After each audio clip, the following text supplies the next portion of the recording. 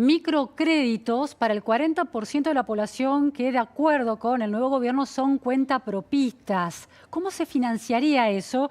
Estamos en comunicación con Gerardo Alonso Schwartz, economista jefe del Instituto de Estudios de la Realidad Argentina y Latinoamericana, IERAL, de la Fundación Mediterránea. Muy buenas tardes, Gerardo. Muchas gracias por atendernos. Buenas tardes a ustedes. Muchas gracias por la comunicación. Bueno, la novedad, una de las primeras medidas anunciadas y con mayor precisión por parte ahora del ministro de Desarrollo indica que el 40% de los argentinos que son cuentapropistas estarían por recibir microcréditos a una tasa muy baja, entre el 2 y el 3% anual, para la compra de herramientas de trabajo o para el repago de deudas que han sido tomadas a intereses muy altos. La gran pregunta aquí es cómo puede financiar un Estado, en la situación en la que se encuentra el Estado argentino, una propuesta como esta. ¿Cuál es el primer análisis, Gerardo?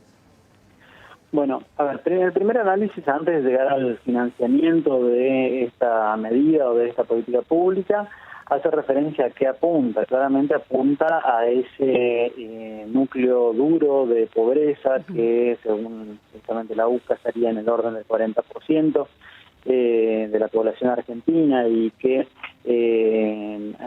buscaría justamente atender a esa población de que no tiene acceso a créditos bancarios y que forma parte, en la mayor parte de ellos, de esa economía informal que es muy difícil llegar a apuntalarla o llegar a generar incentivos para estos sectores que son muy informales, que no tienen, en muchos casos, no tienen acceso al crédito bancario, y si tienen acceso al crédito bancario lo hacen simplemente a través de una tarjeta de crédito, con lo cual terminan financiando estos pequeños emprendimientos. Acá tenemos desde talleres, pequeñas panaderías de barrio, oficios como plomero, gasista, sí. Exactamente, que tal vez no tengan los avales como para llegar a un banco para pedir un préstamo, por más de que sean pequeños montos, y que sin duda también es parte de la economía y hay que reconocer eso. Entonces, en ese sentido, creo que es interesante la propuesta por el hecho de que apunta a esta economía que muchas veces es olvidado, que es dejada de lado. También es cierto de que en muchos casos estos sectores o estos pequeños emprendedores no necesitan solamente el dinero. Acá hay una cuestión, justamente Daniel Arroyo en su anterior paso por el gobierno nacional, estoy hablando del gobierno de Néstor Kirchner en esa oportunidad, que era secretario justamente de Desarrollo. Sí, en la gestión de Alicia Kirchner, ¿no? En el Ministerio de Desarrollo. Sí, exactamente.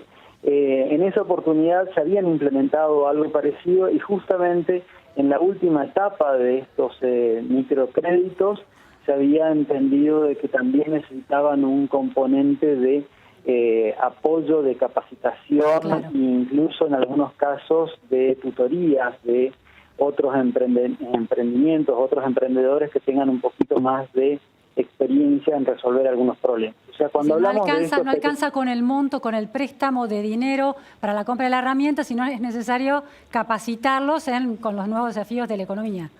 Exactamente, o sea, es importante y es muy atractivo claramente entregarle dinero, que estos emprendedores accedan a estos créditos, claramente es muy atractivo, pero no es suficiente. Hay que contemplar los otros casos, las otras realidades, porque si no solamente es dinero que le estamos entregando a alguien que no tiene, que en muchos casos no tienen los avales o que no tienen las garantías como para devolverlo. Ahora, Gerardo, ayudamos a que termine, a que estas herramientas. En relación a la experiencia anterior, que interesante que comparás con la otra gestión de Daniel Arroyo como secretario de Desarrollo Social, en la gestión de Néstor Kirchner, en relación a esa comparación y este dato de que no fue del todo efectivo el préstamo porque faltaba capacitación, ¿qué información hay para llegar a esa conclusión? ¿Se hicieron estudios? ¿Cómo fue? No tenemos estudios en este momento, pero sí recuerdo que en esa oportunidad al principio eran simplemente microcréditos y después varias otras organizaciones comenzaron a plegarse a ese apoyo soft, ese apoyo cualitativo de los emprendedores.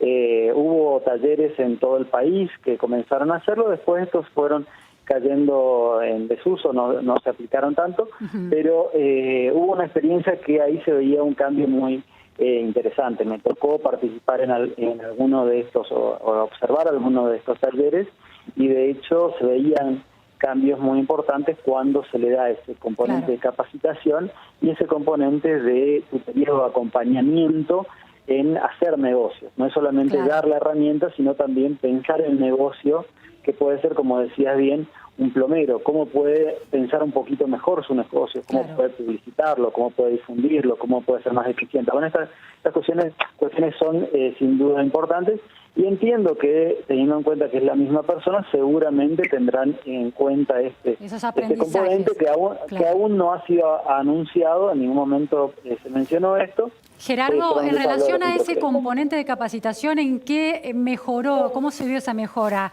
¿En que la productividad de quienes recibieron los préstamos aumentó y su capacidad de repago fue mayor? Totalmente, claramente eso se ve, no solamente en una cuestión de mayor capacidad de repago, y recordemos que siempre este tipo de fondos son fondos rotatorios, y ahí vamos a la pregunta inicial que me decías, cómo se financia. Normalmente esto es financiado con aportes del gobierno nacional, eso seguramente con la renovación o la extensión del presupuesto 2019 para el año que viene, como seguramente solamente por efecto de la inflación, por aumentar los recursos disponibles del Estado Nacional, esto implica que hay fondos que son de libre disponibilidad porque no están asignados esa mayor recaudación, y esto se podría llegar a asignar de esta manera. Ahora, ¿hay información de distintas experiencias históricas o de los últimos años de la capacidad de repago de quienes reciben esos créditos? Según la información, la Comisión Nacional de Microcréditos, CONAMI, intervendría en este plan y viene ya dando créditos, porque esa es su función, más allá de esta gestión. Ha dado créditos de entre 5.000 y 30.000 pesos con un interés de hasta el 6% anual, esto durante la gestión de Cambiemos, que se concretan esos créditos a través de organismos del tercer sector u otros organismos estatales. ¿Hay información acerca de qué grado de cumplimiento tienen quienes reciben estos créditos a la hora de repagarlos? En el caso argentino de los últimos años yo no tengo los datos, no conozco el porcentaje de repago, pero hay muchas experiencias internacionales que son interesantes en este sentido. Tal vez, como es el caso más llamativo, que ya tiene más de 20 años en la India, el Grameen Bank, donde justamente no solamente con pequeños créditos que están orientados a la misma idea que estamos hablando, pero que además implican una red de trabajo en conjunto con distintos emprendedores y capacitación, implican en este caso trabajando solamente con mujeres. Esa es una característica del Grameen Bank de la India, donde se logra tasas de repago superiores al 90%. Son absolutamente sorprendentes, pero para llegar a esa tasa de repago, el componente clave sin duda es la capacitación, pero también las redes de apoyo entre emprendedores. En el caso de la India, el componente de capacitación y de redes de apoyo estaba fuertemente estructurado. Exactamente, incluso era condición, en ese caso, el crédito, que comenzaban con créditos muy pequeños, supongamos que puedan llegar a ser, estoy dando un ejemplo, no recuerdo ahora el dato y tampoco no es interesante.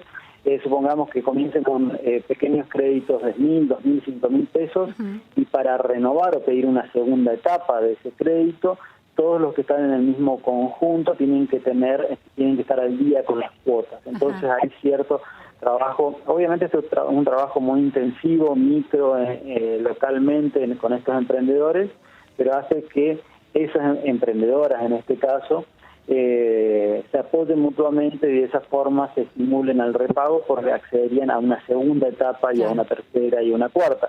Pero, insisto, en esos casos está la red de contención y la capacitación como ejes principales, no solamente el préstamo.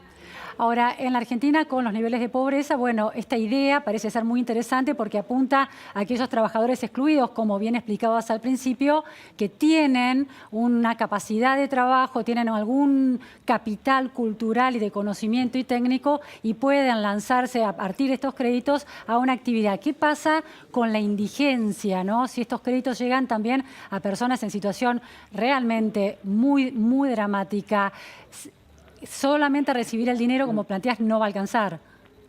Es difícil pensar en esa situación es mucho más dura. Claro. Recordemos que indigencia implica de que esa persona, esa familia, no tiene los ingresos suficientes ni siquiera para alimentarse correctamente. Claro.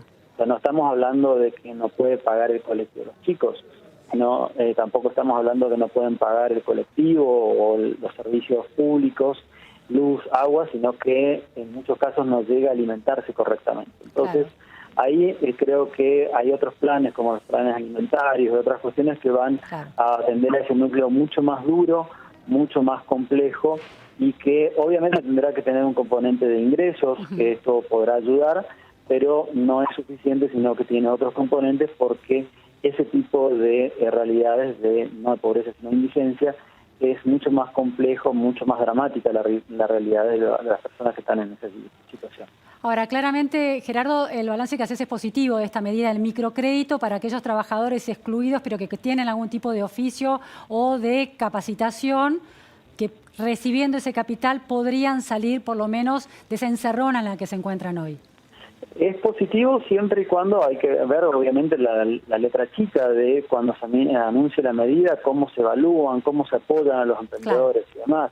En las provincias argentinas tenemos muchos ejemplos de este tipo de microcréditos, algunos muy eficientes, muy interesantes y con impactos muy interesantes desde el aumento de los ingresos y de la productividad. ¿En dónde? ¿En qué provincia, Gerardo?